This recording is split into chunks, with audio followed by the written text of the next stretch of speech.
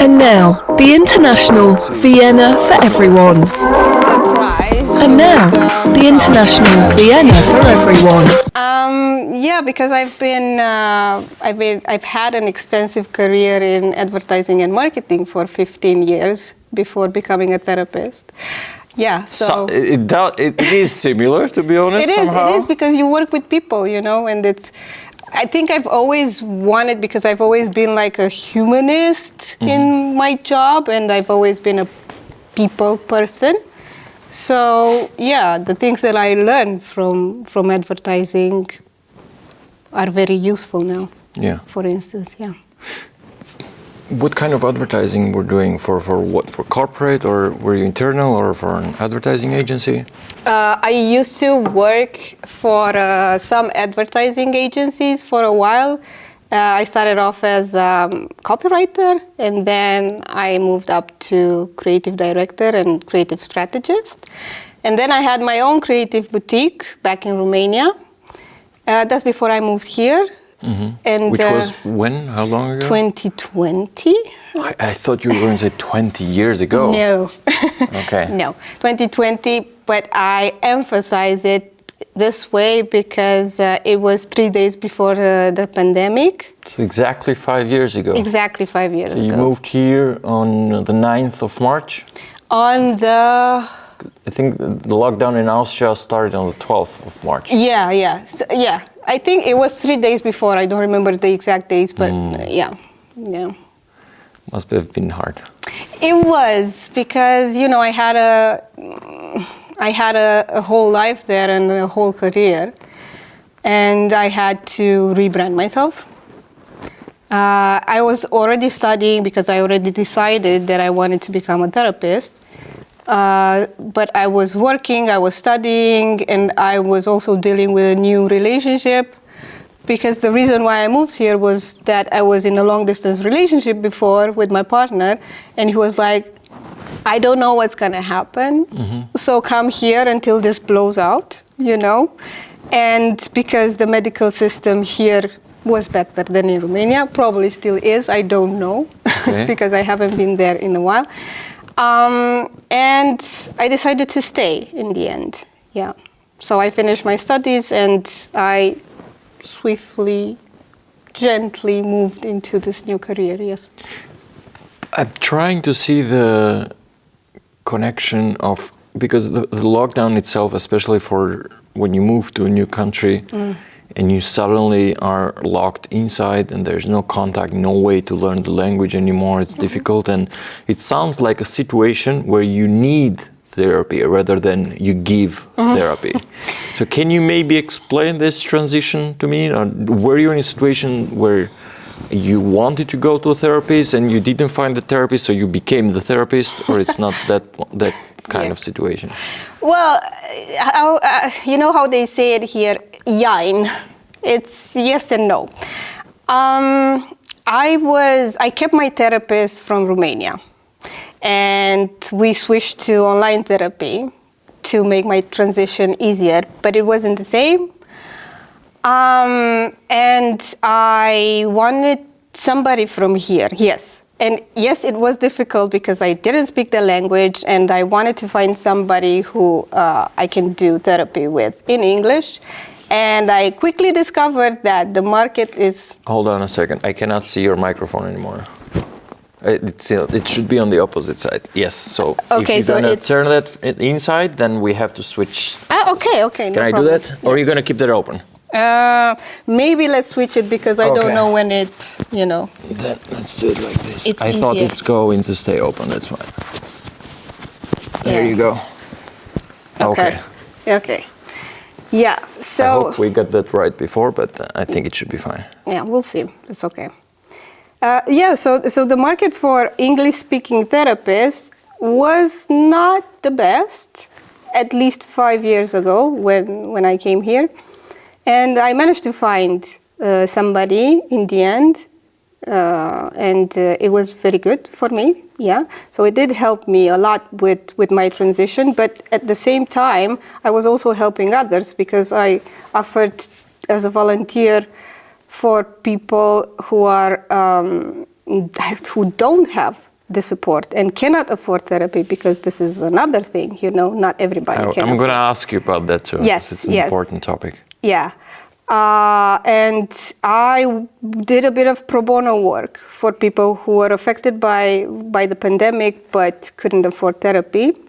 Then I did a bit of pro bono work when the war started in Ukraine. And I'm all about pro bono work, but I cannot only do pro bono. Yeah. Yeah. So. But then now you finish your studies? Yes. Yes. And how does it work here? You need a license, or you need to pass a test, or? Yeah. You need a certain license. You need some credits. You need an accreditation. This is what you need. Because my studies happened in Romania, I needed a special, it wasn't a test, but it was a lot of paperwork, basically. So I had to prove that my studies are okay here as well. Okay. And this is a bit of a struggle, but it wasn't impossible.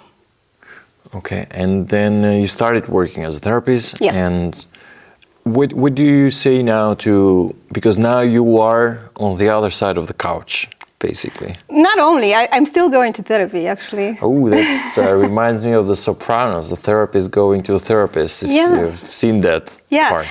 I think that, but this is me. A lot of my experience as a therapist comes from my experience as a client. I can tap into that feeling, that empathy of how it feels to be on that chair, and it helps me a lot when I'm on the other chair, And I feel like there's a risk that therapists go through, which is you kind of feel, when you become a therapist and when you're trained in this, you feel like you are a bit superior. You can feel that way because it's like, people come to me for help, and in order to stay humble, because I think that this is a mark of a good therapist.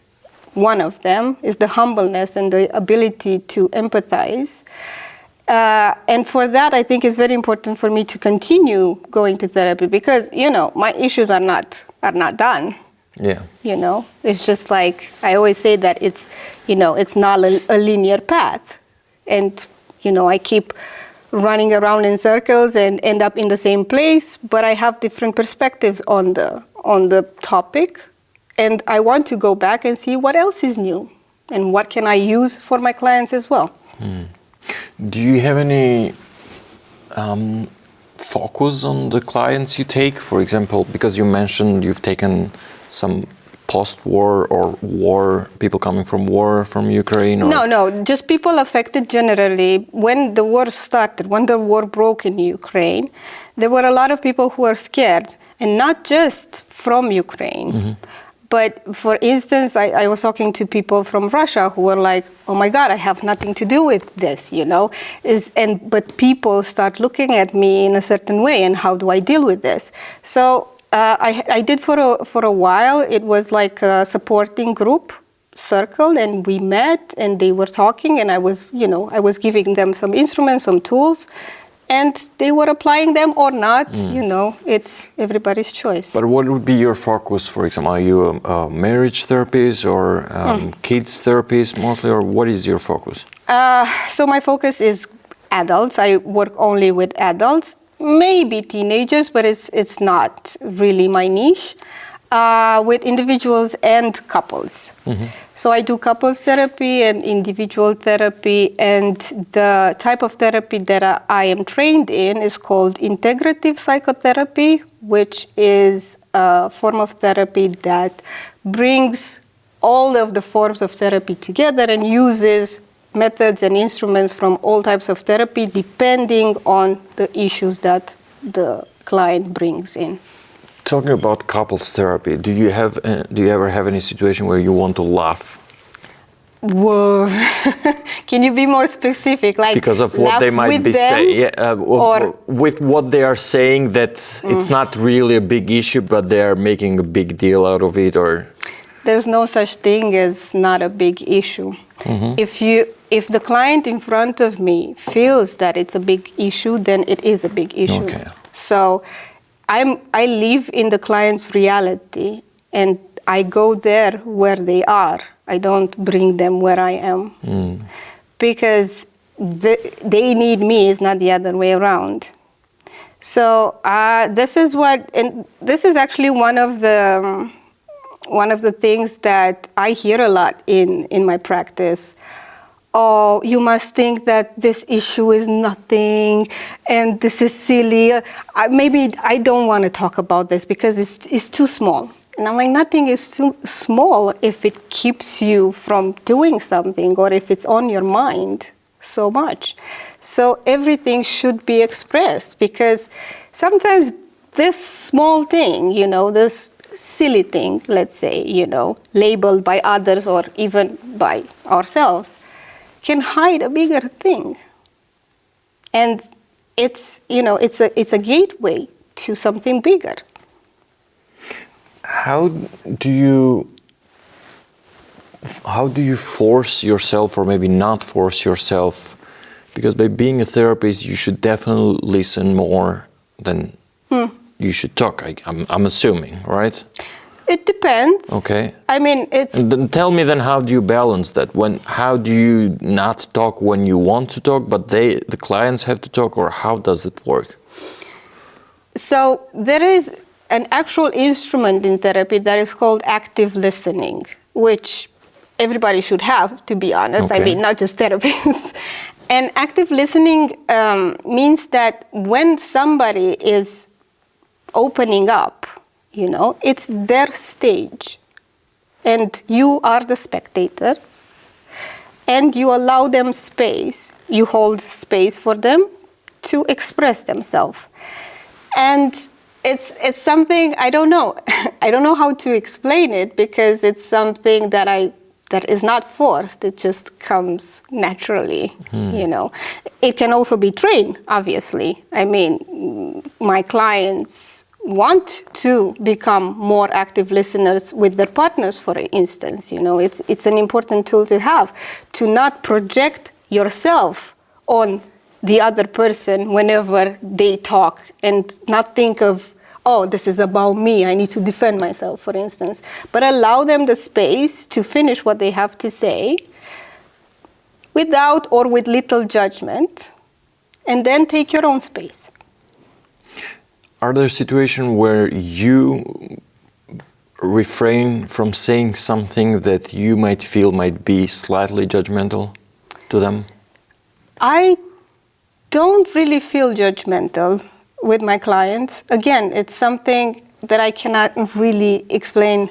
I am a judgmental person, don't get me wrong. I mean, I think everybody judges. I'm not a saint or anything. But in that space, when somebody entrusts you with their issues, what happens, it's not a judgment, but what happens can be a trigger, for instance. So I can be triggered by something that a client says. Let's say, I don't know, like I had an issue with a narcissistic person in my life, and this is something that I had to deal with.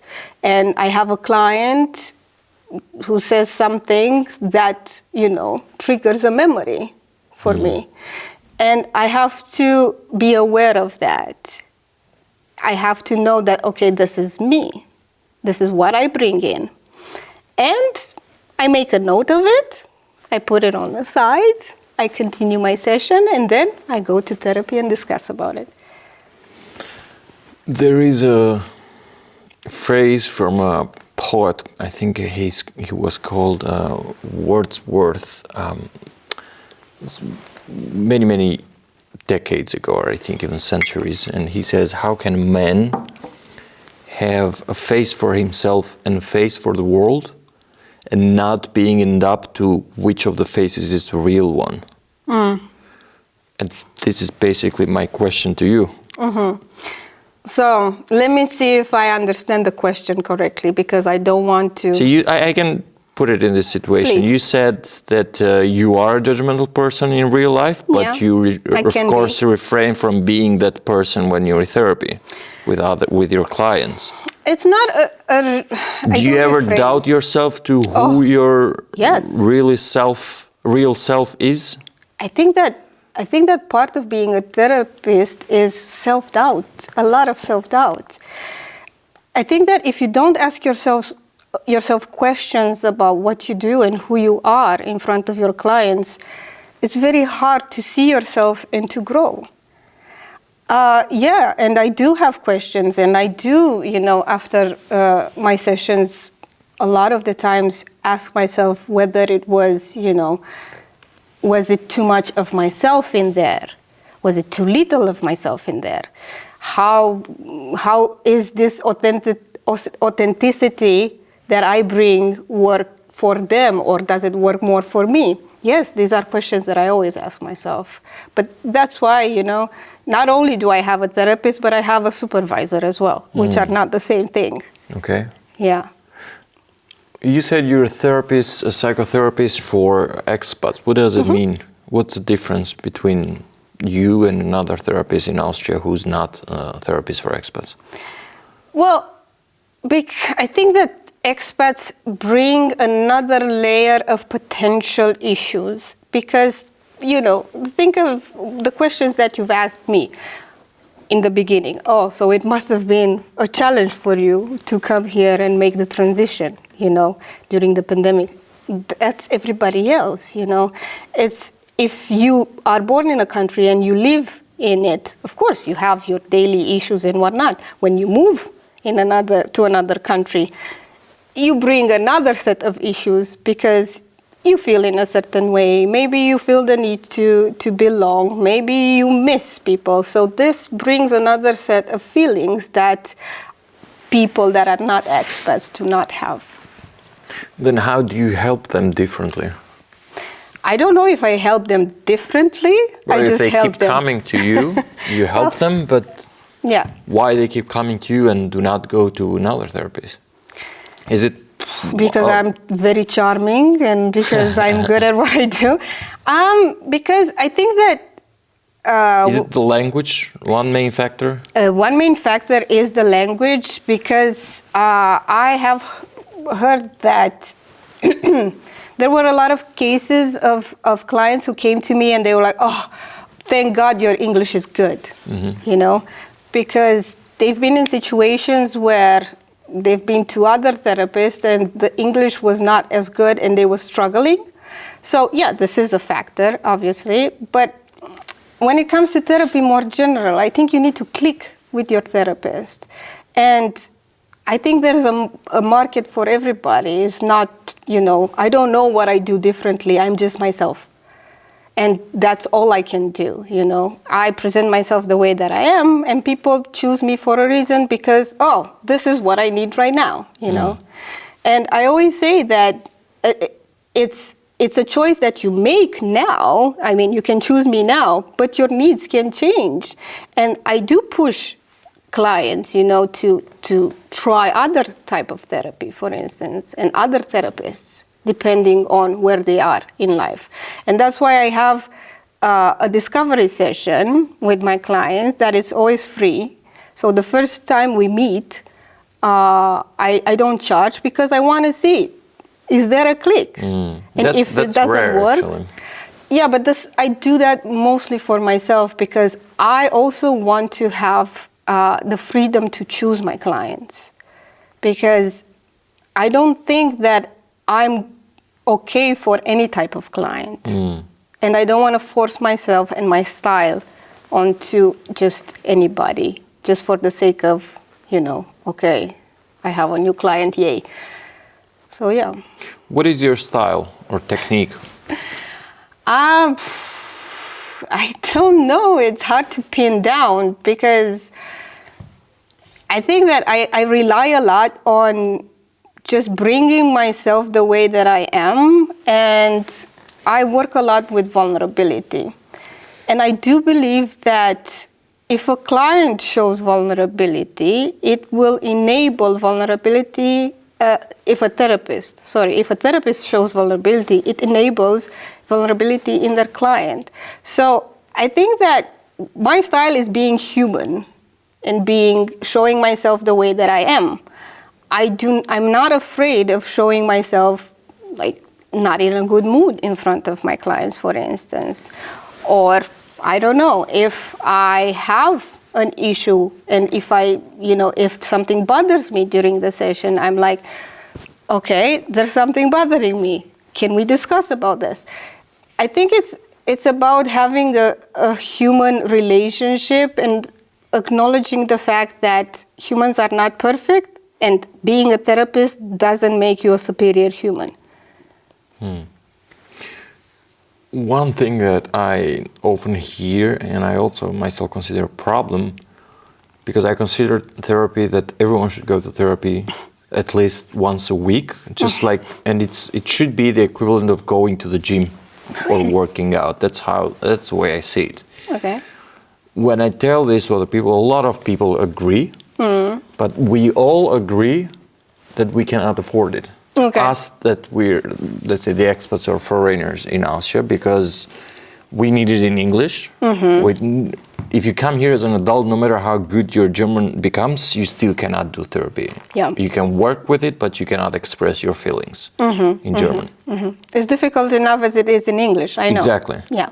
So then, but English-speaking therapists are not covered by the most public of them. health insurance. Yeah. I don't know of anyone.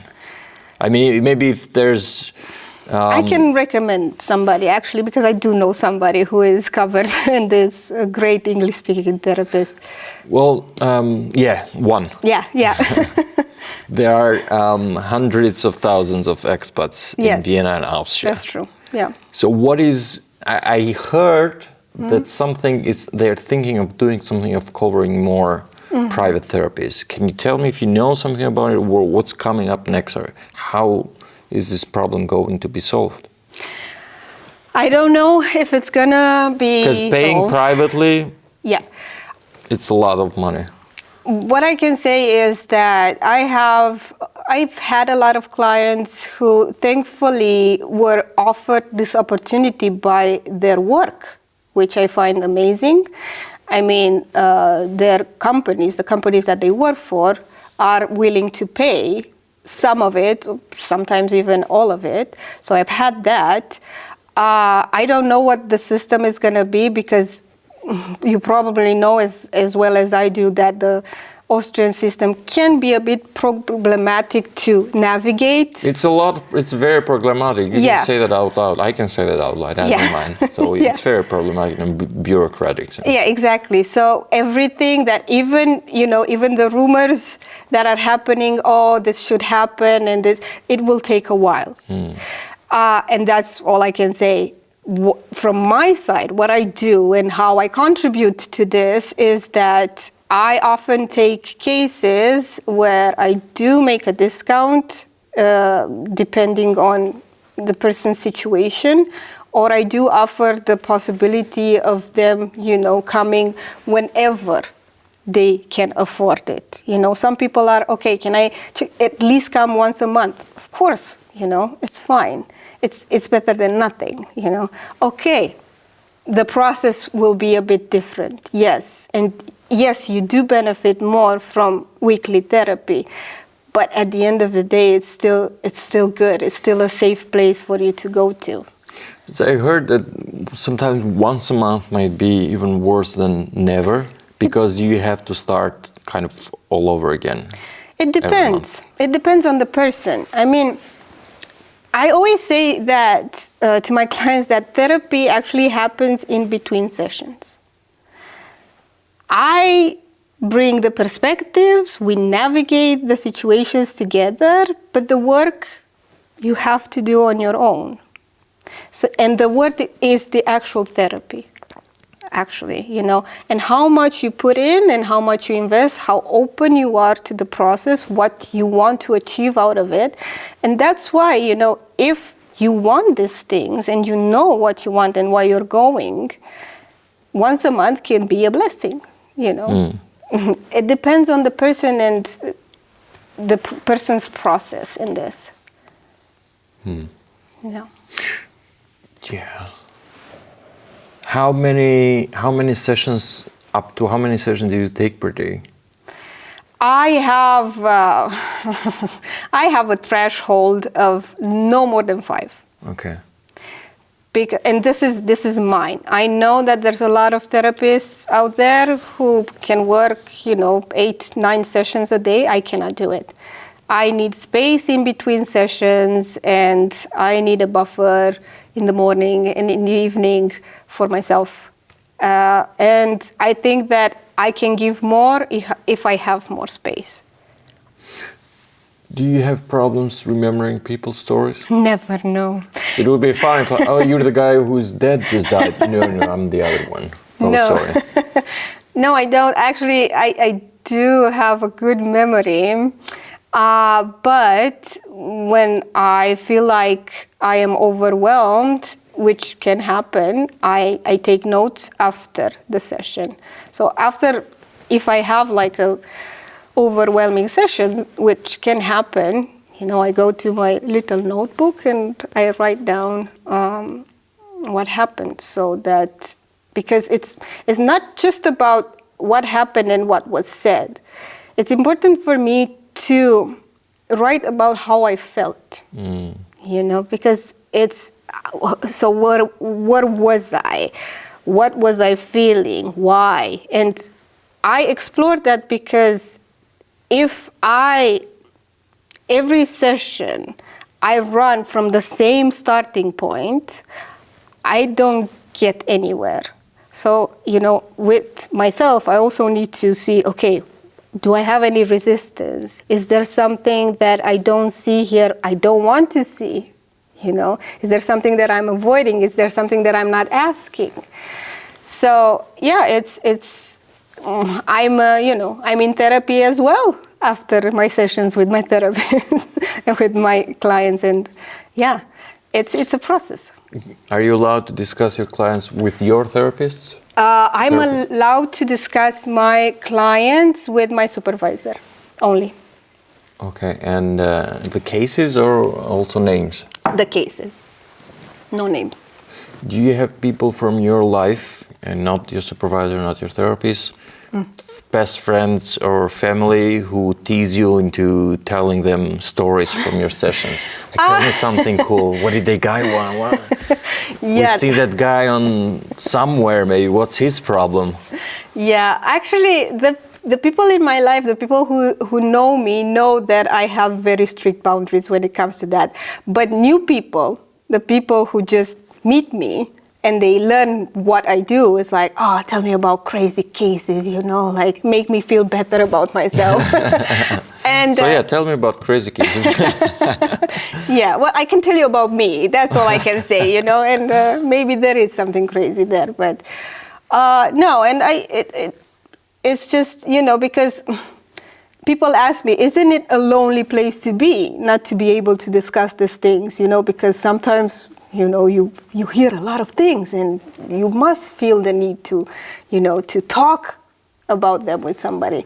And I don't have that, but to be honest, to have a supervisor that speaks the same language, oh my God, is a godsend. Okay. To just go there and be like, okay, so I reached this point with this client and I don't know what to do, I'm stuck, and I feel like a bad therapist. And you can hear, we all get there. If you're a bad therapist, we're all bad therapists, It's just a reminder that, because when, it can be an isolating job, because you are there in this space with one person or two people at the time, and you create your own universe with this person. And it's very tight, this universe, because it needs to be. It's very vulnerable. So you cannot let other factors in. And it can be very isolating. And sometimes, I wonder, will I get stuck in one of the cases and not be able to see the big picture? And there's a lot of risks.